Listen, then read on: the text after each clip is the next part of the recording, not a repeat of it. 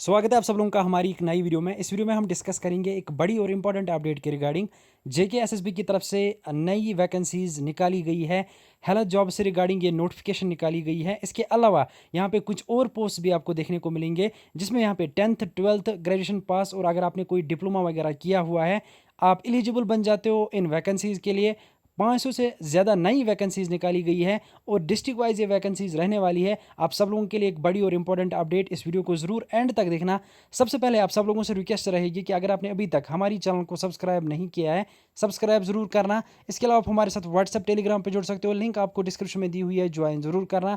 बाकी जितना हो सके इस वीडियो को शेयर करना अपने दूसरे दोस्तों के साथ, ताकि उनकी भी हेल्प हो जाए, उन तक भी ये वीडियो पहुंच जाए और वो भी इन वैकेंसीज के लिए अप्लाई कर सके। तो चलिए वीडियो को स्टार्ट कर लेते हैं। फाइनली जिस नोटिफिकेशन का बहुत सारे स्टूडेंट्स को इंतज़ार था, वो नोटिफिकेशन आज आउट की गई जेकेएसएसबी की तरफ से। आप सब लोगों के लिए एक बड़ी update, notification number 8 of 2026 screen पे देख सकते हो आप। 4/8/2026 को आज ही ये नोटिफिकेशन रिलीज़ की गई और इसमें यहाँ पे जितने भी पोस्ट निकाले गए हैं उसमें जे के सारे कैंडिडेट्स एलिजिबल रहने वाले हैं। और जो ये पोस्ट निकाले गए हैं ये जे के वेरियस डिपार्टमेंट्स में लगने वाले हैं। अब यहाँ पे जो पोस्ट निकाले गए हैं, सबसे पहले अगर हम टोटल नंबर ऑफ पोस्ट की बात करेंगे तो 518 जो कि जम्मू एंड कश्मीर के लिए लगने वाले हैं। और यहाँ पे एग्रीकल्चर प्रोडक्शन डिपार्टमेंट में 46 नए पोस्ट निकाले गए हैं। Health and medical education department में 421 नई वैकेंसीज निकाली गई है। हायर एजुकेशन डिपार्टमेंट में 48 नई वैकेंसीज निकाली गई है। लेबर एंड एम्प्लॉयमेंट डिपार्टमेंट में 3 नई वैकेंसीज निकाली गई हैं। अब यहाँ पे जेकेएसएसबी की तरफ से आपको इनवाइट किया जाता है एप्लीकेशन फॉर्म को फिलअप करने के लिए।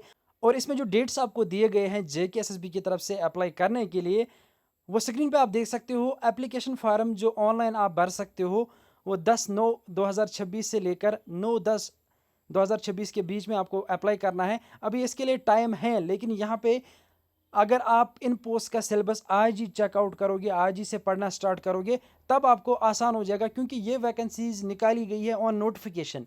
तो ऑब्वियसली इनके लिए रिक्रूटमेंट लगेगी अब, और इनके लिए यहाँ पे लिंक एक्टिवेट कर दी जाएगी। इसको कैंसिल नहीं किया जा सकता, क्योंकि यहाँ पे आपको ऑलरेडी बता दिया गया है जेकेएसएसबी की तरफ से ये वैकेंसीज आई हैं और इन वैकेंसीज को यहाँ पे पहले रेफर किया जाता है।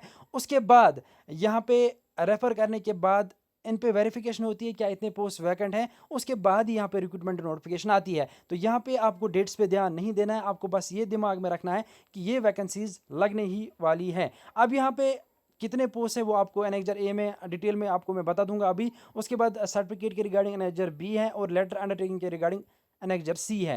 टोटल नंबर आप जो पोस्ट यहाँ पे एडवर्टाइज किए गए हैं वो 518 है, वो मैंने आपको ऑलरेडी क्लियर कर दिया है। डोमिसाइल आप जे के इसके लिए एलिजिबल हैं। और यहाँ पे अगर हम एज लिमिट की बात करेंगे तो यहाँ पे 18 से लेकर 40 ईयर्स के बीच में आपकी एज होनी चाहिए, तब आप एलिजिबल बन जाते हो अगर आप ओपन मेरिट से हो। उसके बाद SC ST की बात करेंगे तो सेम 18 से लेकर 43 ईयर्स, इसमें 3 साल की आपकी एज रिलैक्सेशन दी जाती है कैटेगरी के हिसाब से, वो यहाँ पे आप नोट डाउन कर सकते हो। बाकी स्टूडेंट्स पूछते हैं कि क्या हम एलिजिबल हैं कि नहीं है, तो यहाँ पे नॉट बॉर्न बिफोर आप देख सकते हो 1/1/2008 यहाँ पे जो लिखा है इसको आपको देखना है। अगर आप नॉट बॉर्न बिफोर में आते हो तो ऑब्वियसली आप अप्लाई कर सकते हो। अब अगर आप नहीं आते हो इसमें तो देन आप अप्लाई नहीं कर सकते हो, तो वो आपको खुद ही चेकआउट करना है, वो आपको यहाँ से पता चल जाएगा।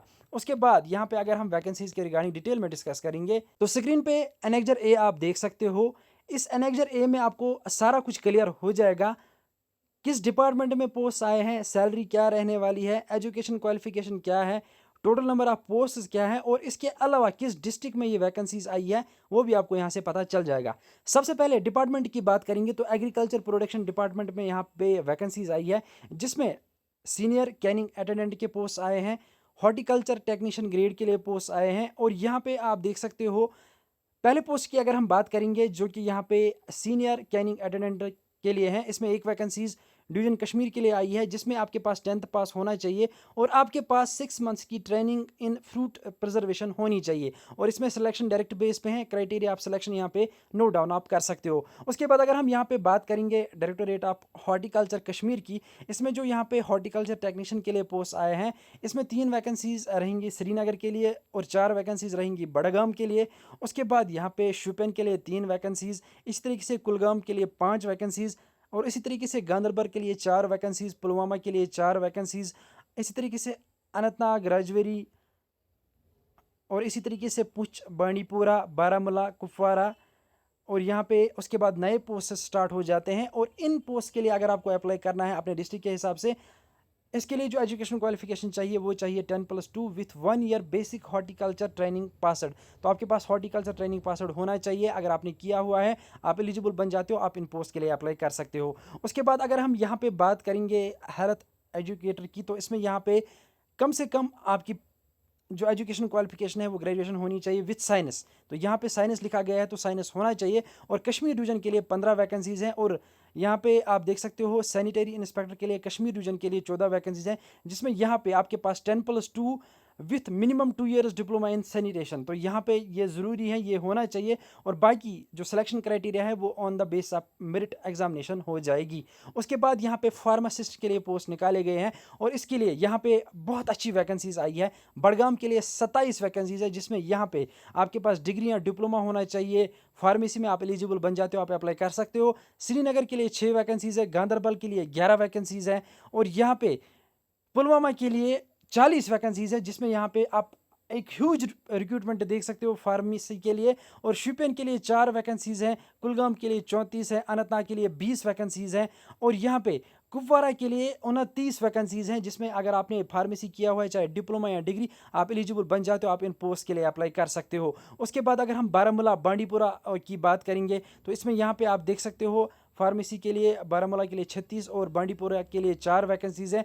इसी तरीके से पैरामेडिकल असिस्टेंट की बात करेंगे, तो इसमें यहाँ पे आप देख सकते हो 1 वैकेंसी है, 10+2 with diploma in medical assistant अगर आपने किया हुआ है। तो मेडिकल असिस्टेंट के लिए यहाँ पे बहुत सारे स्टूडेंट्स पूछ रहे थे पोस्ट आएंगे कि नहीं आएंगे, तो 1 वैकेंसी बांडीपुरा के लिए। इसी तरीके से जूनियर थिएटर टेक्नीशियन के लिए यहाँ पे 2 वैकेंसीज निकाली गई है, जिसमें यहाँ पे आपके पास ऑपरेशनल थिएटर के लिए कोई डिप्लोमा या कोई डिग्री होनी चाहिए, तब आप एलिजिबल बन जाओगे। उसके बाद अगर हम बात करेंगे गांधरबल, पुलवामा, कुलगाम के लिए वैकेंसीज निकाली गई है, सेम इसी टाइप की वैकेंसीज है। उसके बाद ऑप्थेल्मिक में यहाँ पे पोस्ट निकाले गए, जिसमें आपके पास डिप्लोमा या डिग्री होनी चाहिए ऑप्थेल्मिक में, और यहाँ पे डिस्ट्रिक्ट वाइज ये वैकेंसीज भी निकाली गई है।